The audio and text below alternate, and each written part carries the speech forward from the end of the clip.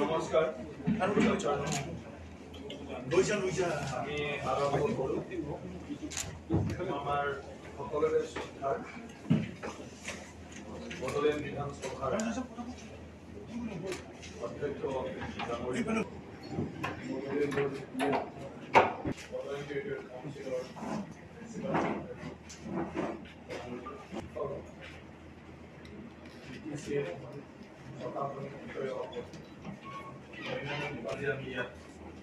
হ'ব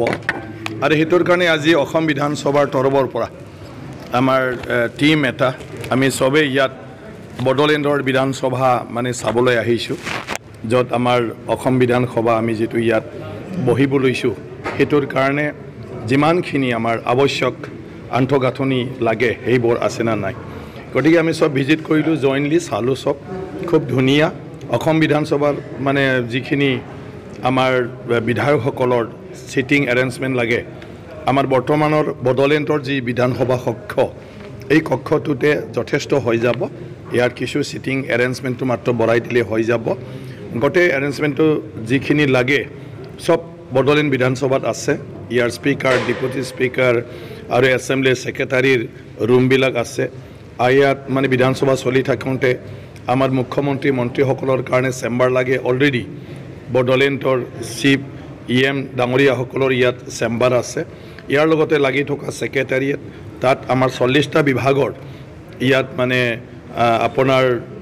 office room আছে য'ত আমাৰ ছেক্ৰেটাৰী বা জইণ্ট ছেক্ৰেটাৰী তেখেতসকলে বহে ডিপাৰ্টমেণ্টখিনিয়ে গতিকে আমাৰ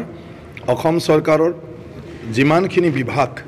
এই বিভাগটো ইয়াত আহি ফালে এই 40টা বিভাগৰ অফিচটোকে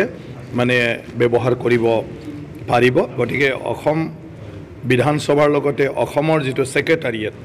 এক সপ্তাহলৈকে কোকৰাঝাৰত বহাত কোনো অসুবিধা নাই ইয়াৰ পৰাই ছেক্ৰেটাৰিয়েটটো চলাই থাকিব পাৰিব থকা কাৰণেও আমাৰ সুব্যৱস্থা আছে অলৰেডি আমাৰ কিছুমান গেষ্ট হাউচ আছে কিছুমান IB আছে গতিকে চৰকাৰী যিখিনি আন্তঃগাঁথনি আছে থকাৰ কাৰণে একমডেশ্যন সেয়া যথেষ্ট হ'ব বুলি ভাবোঁ তাৰ বাদেও মই এতিয়া পাৰ্চনেল যিবোৰ ঘৰ আছে সেইটো মই সবকে ৰিকুৱেষ্ট কৰিব খুজিছোঁ যাৰ যাৰ ৰুম আছে ঘৰত জাগা আছে তেওঁলোকেও MLA বা মন্ত্ৰীক মানে তেওঁলোকৰ ঘৰত আলহী হিচাপে বিধানসভা হৈ থকাৰ সময়ত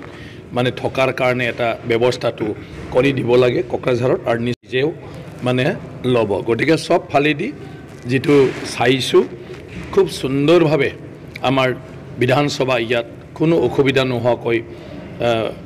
ইয়াত হৈ যাব আৰু তাৰ কাৰণে নৰ্মেলি অসমৰ ছেক্ৰেটাৰীৰ কাম আৰু বিধানসভাৰ কাম কোকৰাঝাৰতে বিধানসভা হৈ থকা সময়ত ধুনীয়াকৈ ইয়াৰ পৰাই চলি থাকিব পাৰিব মুঠতে এইটো যেহেতু বৰষুণ জুন জুলাই আৰু অকণমান ইয়াত কিছু আমাৰ এডজাষ্ট কৰিবলগীয়া আছে সিট কেপাচিটি তো মই ভাবিছোঁ যে এইটো সেশন সামাৰ সেশনটো বাদ দি উইণ্টাৰ সেশন আমি ইয়াত কৰিব পাৰোঁ কিন্তু মুখ্যমন্ত্ৰী ডাঙৰীয়া আৰু আমি সবেই এইটো কথা পাতি ফেলে ডিসাইড কৰিম গতিকে খুব শীঘ্ৰে কোকৰাঝাৰত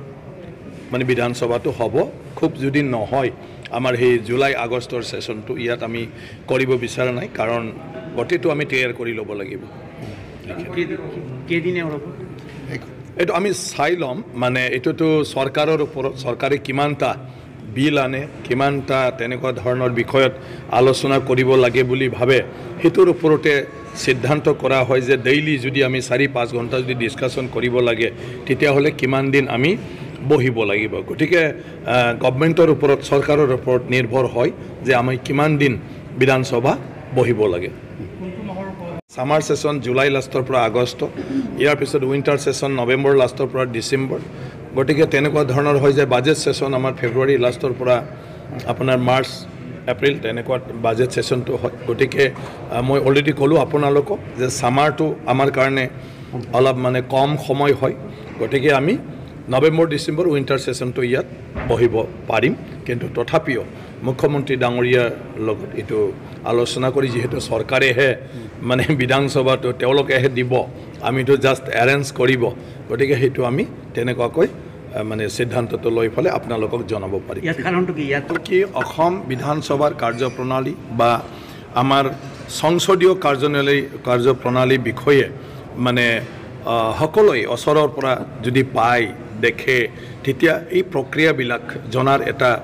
মানে কি কয় সুযোগটো পাইগৈ আৰু হেতুৰ দ্বাৰা এটা বহুল প্ৰচাৰ মানে হয় এই বহুল প্ৰচাৰৰ পিছত বিধায়িনীৰ প্ৰক্ৰিয়াৰ ওপৰত মানুহৰ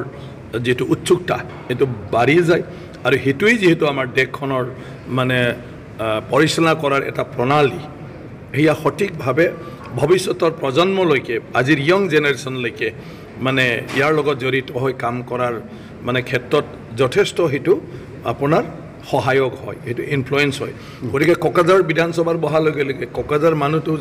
গুৱাহাটী যাই ফেলে বিধানসভা চোৱা নাছিলে গতিকে বিধানসভা ইয়াত আহিব ইয়াৰ লগে লগে কোকৰাঝাৰতে বিধানসভা কেনেকুৱা হৈ আছে বুলি লাইভতো চাব সবতে আৰু আমি বিধানসভাটো ইয়াত আহি পালে হাজাৰ হাজাৰ মানুহে চাব পৰা তেনেকুৱা ধৰণৰ আমি ব্যৱস্থা মানে ভিজুৱেলৰ ব্যৱস্থাও আমি কৰিম যাতে যিমান পাৰে অসম বিধানসভাটো আমাৰ কোকৰাঝাৰ অঞ্চলৰ ৰাইজে মানে চাব পাৰে ইয়াত থাকি ফালে লাইভ সকলো আমি কোকৰাঝাৰতে ৰাখিম যেহেতু বিধানসভা যিকোনো সময়তে ইয়াত মানে আমাৰ কি কয় বহি থাকিব লাগিব আৰু দৰকাৰ হৈ থাকে আৰু ইয়াৰ পিছত আমাৰ যেহেতু আমি কি কয় সেক্ৰেটাৰীৰ কাম কাজ কাৰণ মন্ত্ৰী মুখ্যমন্ত্ৰী ইয়াতে থাকিব